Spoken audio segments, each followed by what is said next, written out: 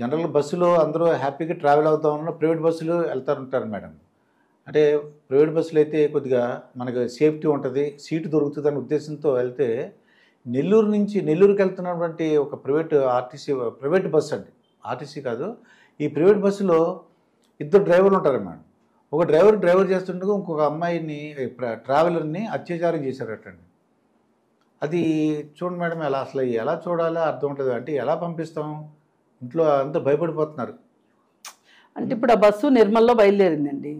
బయలుదేరినప్పుడు కొంతమంది పాసింజర్లు ఉండొచ్చు, దారిలో కొంత దూరం వచ్చిన తర్వాత దిగిపోయి ఉండొచ్చు. ఈ అమ్మాయి ఒకటే ఉంది అని కనిపెట్టారు, ఇంకా సాక్ష్యం కూడా ఉండదు కదా అని చెప్పి రెండో డ్రైవర్, హాల్టింగ్ డ్రైవర్ కానీ లేదంటే హాల్టింగ్ డ్రైవరుని డ్రైవింగ్ సీట్లో కూర్చోబెట్టే డ్రైవరు, మొత్తానికి ఎవరో వాళ్ళిద్దరిలో ఎవరు అనేది అత్యాచారం చేశారు, లేదంటే ఇద్దరు కూడా చేసి ఉండొచ్చు. చేసిన తర్వాత కొంత దూరం వచ్చేసరికి మళ్ళీ పాసింజర్లు ఎక్కడం మొదలెట్టేసరికి ఇంకా అమ్మాయికి ధైర్యం వచ్చి ఫోన్లో 100కి కాల్ చేసింది. కాల్ చేస్తే 100 వాళ్ళు ట్రాకింగ్ చేసి ఉస్మానియా యూనివర్సిటీ ఏరియాలో పట్టుకున్నారు. బస్ని పట్టుకుని ఆ అమ్మని చికిత్స నిమిత్తం, పరీక్షల నిమిత్తం పంపించారు. వాళ్ళేమో రిమాండ్ చేశారు. అయితే ఇక్కడ మనం ఆలోచించాల్సింది ఏంటంటే,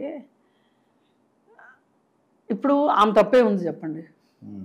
అంటే బస్సులో ప్రయాణం చేయటం కూడా అసలు ఏమాత్రం, ఇదే ఘటన జరిగిన రోజు వనస్థలపురంలో కూడా ఇంకొక ఘటన జరిగింది. అది ఫ్రెండ్తో కలిసి హోటల్కి వెళ్తే వాళ్ళ ఆమెతో వారు కలిసి తిని తాగిన తర్వాత హోటల్ రూమ్ బుక్ చేసుకుని వెళ్ళిన తర్వాత చిన్ననాటి స్నేహితుడని వెళితే అతనితో పాటు హోటల్కి అతను ప్రీ ప్లాన్డ్గా ఇంకొక అతను తీసుకుని వచ్చాడు రూమ్లోకి. ఇద్దరు కలిసి గ్యాంగ్ రేప్ చేస్తే ఆమెకి అర్థమయ్యి ఆమె అరిసేసరికి వీళ్ళిద్దరు పారిపోయారు. సరే వాళ్ళు దొరికారు అనుకోండి, అది వేరే విషయం.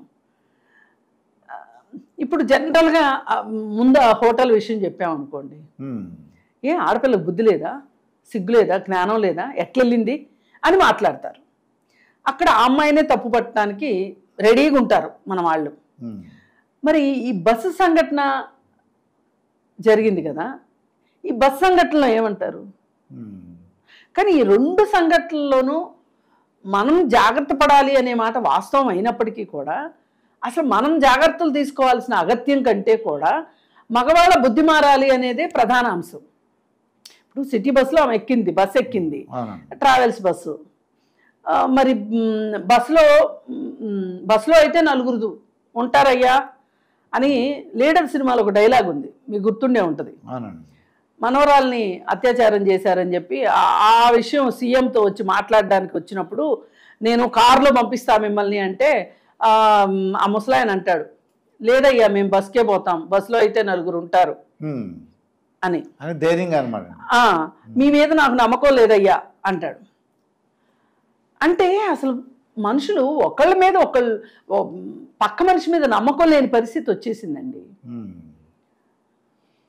ఈ బస్సు సంఘటన మట్టుకు మరి ఎంతవరకు కేసు ముందుకెళ్తుంది, ఆ డ్రైవర్ మీద ఏ విధమైన చర్యలు ఉంటాయి ఏంటి, ఇవన్నీ చూడాలి. ప్రభుత్వం కూడా చాలా కఠినంగానే శిక్షించాలని నేను కోరుకుంటున్నాను. పైగా ఈ ఘటన చూస్తుంటే వింటుంటే 2012లో జరిగిన నిర్భయ ఘటన గుర్తొస్తుంది. అది కూడా దాదాపు ఇలాగే జరిగింది, బస్సులోనే జరిగింది. కాకపోతే బస్సులో ఆమె పక్కన, ఆ అమ్మాయి పక్కన వాళ్ళ బాయ్ ఫ్రెండ్ కూడా ఉన్నాడు. అప్పుడు 4 ఉన్నారు వాళ్ళు బస్సులో. సరే అతన్ని కొట్టి హింసించి ఆ అమ్మాయిని అత్యాచారం చేశారనుకోండి, ఏదైనా సరే ఆ రోజు నుంచి ఈ రోజుకి దాదాపు 12 సంవత్సరాల కాలం గడిచింది. ఈ 12 సంవత్సరాల కాలంలో నిర్భయ చట్టం వచ్చినప్పటికీ కూడా ఎందుకు మన దేశంలో అత్యాచారాల ఘటనలు ఎందుకు ఆగట్లేదు అని అంటే, ఎవరు దాని గురించి సీరియస్గా పట్టించుకొని ఎంతసేపు వీళ్ళకి వాళ్ళు ఈరోజు ఎన్నికల్లో గెలిచిన మరుక్షణం నుంచినే వాళ్ళకి మనశ్శాంతి ఉండట్లేదు, ప్రజలకి పరిపాలన అందించట్లేదు, వచ్చే ఎలక్షన్ గురించి ఆలోచిస్తున్నారు. ఏ ఒక్క విధానము సరిగా లేదు. అది ఇది కాదు అనుకుంటే మహిళల విషయాల్ని రాజకీయ అంశాలుగా చేసుకుంటున్నారు, రాజకీయ ఆయుధాలుగా మార్చుకుంటున్నారు తప్పితే వాళ్ళకి న్యాయం చేయాలి అని మట్టుకు వీళ్ళు అనుకోవట్లేదు. మరి ఈ ఘటన ఎలా ఉంది? ఇప్పుడు నేను వనస్థలపురం అమ్మాయికి కూడా నేను ఒకటే చెప్పదలుచుకున్నా, ఆ అమ్మాయికనే కాదు ఏ అమ్మాయికైనా, ఇవాళ చిన్ననాటి స్నేహితుడు అని మీరు వెళ్ళారు, ధైర్యంతో వెళ్ళారు, భయం లేకుండా వెళ్ళారు. అదే ఒక ఆఫీస్ కొలీగ్తో అయితే, అప్పటికప్పుడే పరిచయమైన కొలీగ్తో అయితే మీరు వెళ్ళుండేవాళ్ళు కాదు. కానీ సొంత తండ్రి దగ్గర సొంత కూతురికే రక్షణ లేకుండా పోయింది వాళ్ళ. సొంత అన్న చెల్లెల్ని అత్యాచారం చేస్తున్నాడు. పరిస్థితులు అలా వచ్చినాయి. మైనర్ బాలురు మైనర్ బాలికల్ని అత్యాచారాలు చేస్తున్నారు. పరిస్థితులు ఇలా ఉన్నప్పుడు మీరు ఎవరిని నమ్మొద్దు.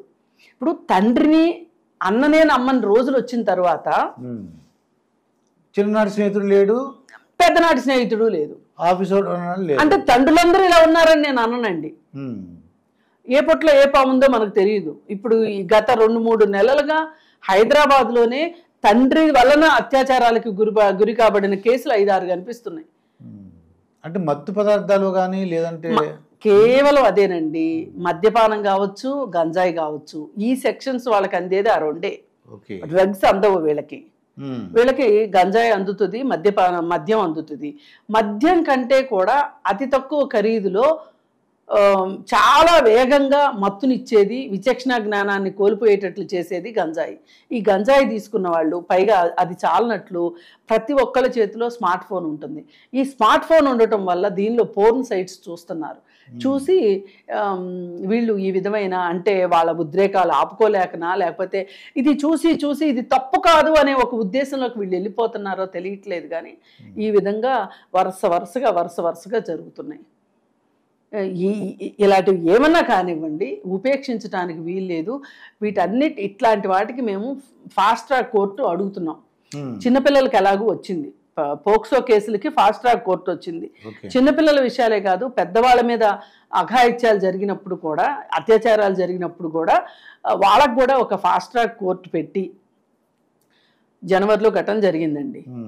మ్యాక్సిమం 6 నెలలు 7 నెలలు విచారణ జరపాలి. కేసులు చాలా ఉన్నాయి అనుకోండి, ఇప్పుడు మామూలు కోర్టుల్లో నడిపిస్తారు వీటిని కూడా. అప్పుడు ఏమవుద్ది, చాలా కేసులు ఉండేసరికి సంవత్సరాల తరబడి లాగుతున్నాయి. అలా కాకుండా ఇప్పుడు మనకి జస్టిస్ లేటుగా అందినా ఉపయోగం లేదు, అందినట్టు కాదు నన్ను అడిగితే. అందుకోసం ప్రభుత్వాలు కూడా ఈ మహిళల పైన జరిగే అత్యాచారాలకి ఏదైనా ఒక పరిష్కారం అయితే మటుకు కనుక్కోవాలండి.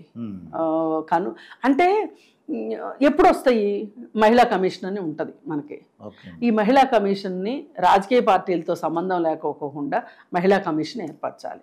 ఎందుకంటే వాళ్ళ పార్టీ గెలిచిన పార్టీ వాళ్ళు వాళ్ళ పార్టీ ఆవిడకి మహిళా కమిషన్ ఇచ్చారనుకోండి, వాళ్ళ పార్టీ వాళ్ళు ఏం చేసినా మాట్లాడదు, రెండో పార్టీ వాళ్ళు ఏం చేసినా సరే చెయ్యకపోయినా సరే మాట్లాడతారు. మనం అది గమనించాం. అది కరెక్ట్ కాదు.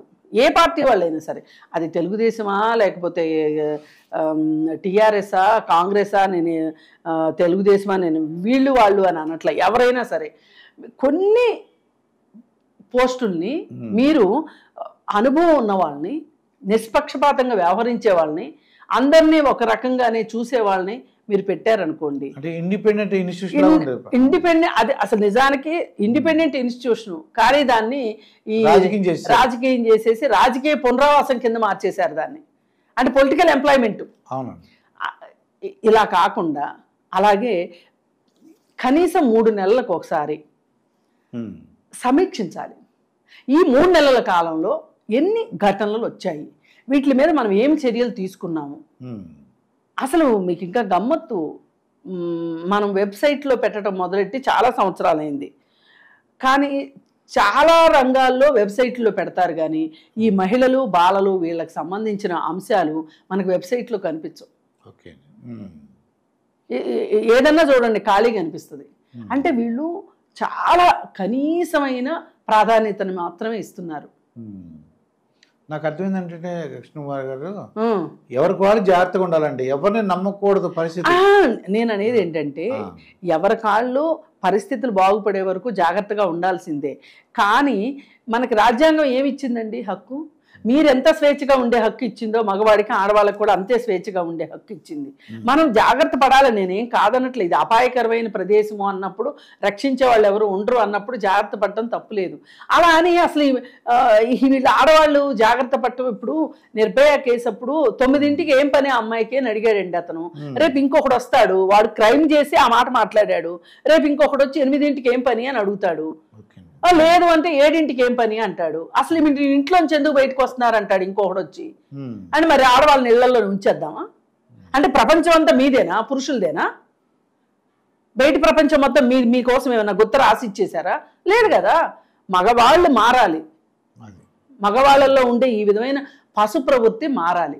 అలాగే ఈ పశు ప్రవృత్తికి కారణాలు అయిన వాటిని మనం గుర్తించి వాటిని అరికట్టకుండా, నివారించకుండా ఈ మట్టుకు ఈ అత్యాచారాలు ఆపటం అనేది జరగదండి. ఇదండి కృష్ణకుమార్ గారితో జరిగిన ఇంటర్వ్యూ. మరొక ఇంటర్వ్యూతో మీ ముందుంటాను. మీ మాస్టర్ దుర్గాప్రసాద్. నమస్కారం మేడం. నమస్కారం. ఏంటి మీ ఇద్దరు ఒకటే మాట్లాడుకుంటుంటారేంటి?